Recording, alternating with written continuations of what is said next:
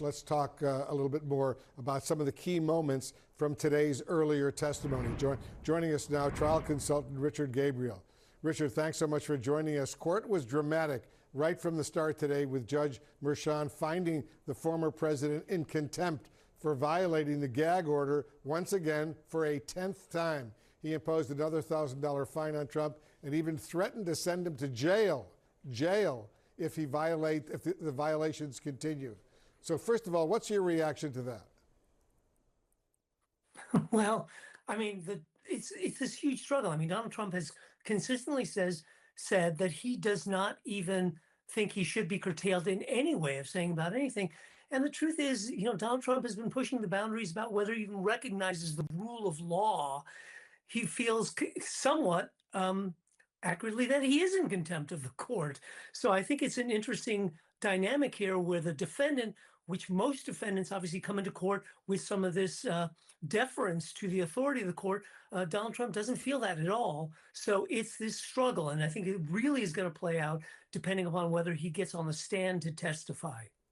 The Trump Organization controller, the accountant Jeff McConney, explained the nuts and bolts of that $420,000 in payments to Michael Cohen, but he also testified that Trump didn't ask him directly to arrange those alleged reimbursements. How is the jury likely to respond to that? Well, this is really the piece by piece, brick by brick, chain by chain, kind of an exciting Al Capone building of a case, in which they're really just sort of linking everything together here. It's kind of like a jigsaw puzzle where they're just trying to put pieces together to really create a picture for the jury. I think there's clearly a theme that the prosecution is going for, which is Trump is involved. He has knowledge about everything. He has control over everything.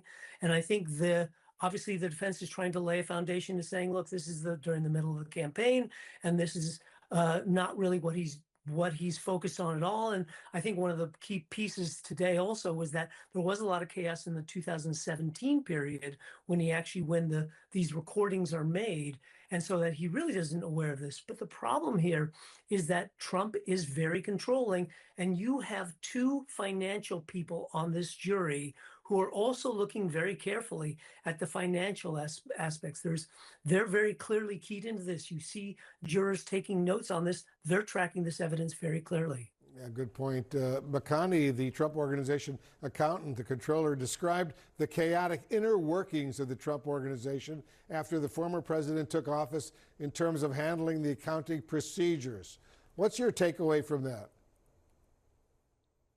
Well, I mean, it really has to do with, it is the building blocks. I mean, obviously the defense at various points is going to go, the connection is not made here. So, I mean, these accounting procedures obviously have to have resonance, especially for the financial people and also for the lawyers. We've got two lawyers on this jury, remember. We've got two lawyers, two financial people, two engineers. So very smart jury, really trying to put these pieces together here and trying to kind of go, okay, what is the hierarchy? What is the structure of this organization? Who's aware of what and who is responsible for what? And I think Deborah Tarasoff just said, look, Donald Trump is not going to sign a check that he doesn't approve of, and he voids checks periodically.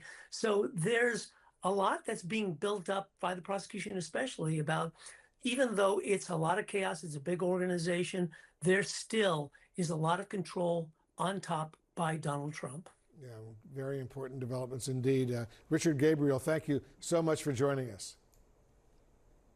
Thank you.